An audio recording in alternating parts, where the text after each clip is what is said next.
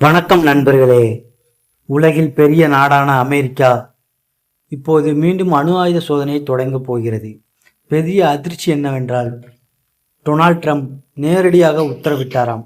Russia, சீனா இதை மாதிரி நாடுகள் எல்லாம் சோதனை பண்ணுகிறது, நாம் மட்டும் ஏன் அமைதியாக இருக்க வேண்டும் என்று கூறுகிறார்.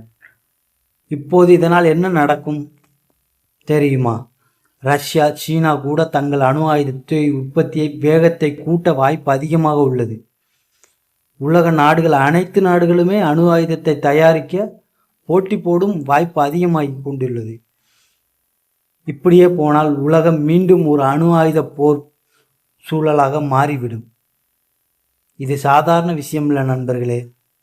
உலகம் முழுக்க பாதுகாப்பு சமநிலை பற்றி ஒரு பெரிய சீர்குலைவு நடக்க நிறைய வாய்ப்புகள் உள்ளது. ட்ரம்ப் சொன்னது அரசியல் தீர்மானமா இல்லை ஆபத்தான விளையாட்டா என்று யாருக்கும் தெரியவில்லை. இன்னும் வருங்காலங்களில் நாம் அதை தெரிந்து கொள்வோம்.